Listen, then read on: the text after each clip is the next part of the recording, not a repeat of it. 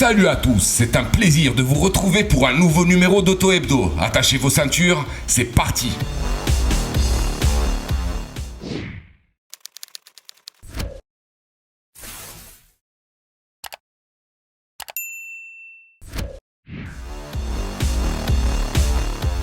Commercialisé fin 2020 en Amérique du Sud, le pick-up Peugeot Landtrek, dont la conception a eu lieu en grande partie au sein du centre de recherche et de développement casablancais du groupe Stellantis, ex-PSA, le Morocco Technical Center, vient de poser ses énormes roues en Afrique et au Moyen-Orient.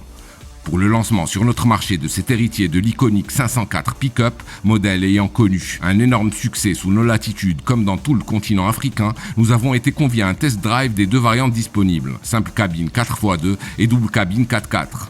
Des essais organisés dans la forêt de Bouskoura et lors desquels le pick-up au Lion, qui s'affiche à partir de 212 910 dirhams, a montré sa robustesse et l'étendue de ses capacités de franchissement, mais aussi la disponibilité de son bloc diesel 1,9 litre de 150 chevaux.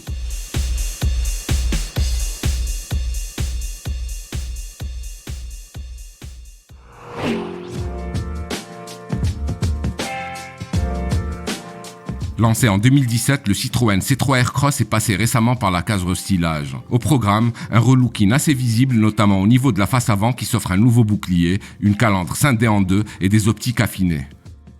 À bord, on note l'apparition de sièges Advanced Comfort et d'un écran central plus dans l'air du temps et plus grand. Il est désormais tactile et affiche une diagonale de 9 pouces contre 7 pouces précédemment. En Europe, les carnets de commandes de cette phase 2 du C3 Aircross seront noircis à partir de mars prochain et les premières livraisons auront lieu cet été.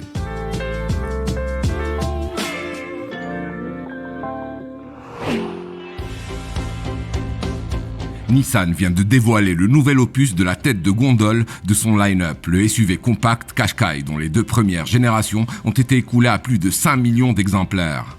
En 2007, le fondateur de la lignée avait lancé la hype du crossover, signe particulier de cette troisième génération qui sera commercialisée au printemps prochain en Europe, la fin du diesel, des blocs DCI sous le capot.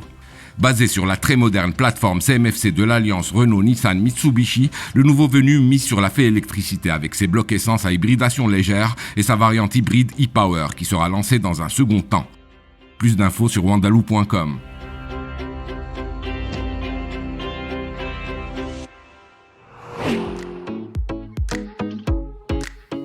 Honda a révélé en avant-première la troisième génération de son SUV urbain, le HR-V. Le petit frère du CR-V se montre ainsi sous toutes ses coutures, fait admirer ses lignes, qui n'évoluent pas énormément par rapport à celles de la génération sortante, mais laissent planer une grande partie du mystère sur ses caractéristiques techniques.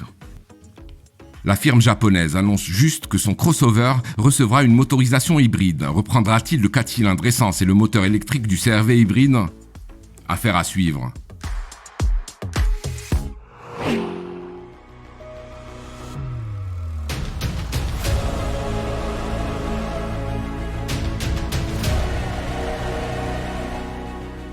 Depuis 1999, la nomenclature GT3 désigne les Porsche 911 les plus extrêmes, celles qui sont taillées spécialement pour la piste, mais qui sont néanmoins homologuées pour la route. Ce sont aussi les berlinettes les plus attachées aux traditions, puisqu'elles font perdurer celles du moteur atmosphérique et de la boîte mécanique.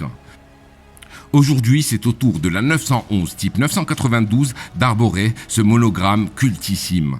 Elle reprend le 6 cylindres à plat 4 litres atmosphérique de la GT3 RS type 991 et revendique 510 chevaux, soit 35 de plus qu'avant. Elle s'offre même un rap de 10 Nm de couple par rapport à cette dernière, affichant un couple maxi de 470 Nm, doté de trains roulants et de liaisons au sol pensées spécialement pour lui permettre de claquer un temps sur circuit. Cette sprinteuse serait la première du clan des GT3 à tourner en moins de 7 minutes sur le circuit du Nürburgring. Toutes les infos concernant cette fusée à 4 roues seront disponibles prochainement sur wandaloo.com.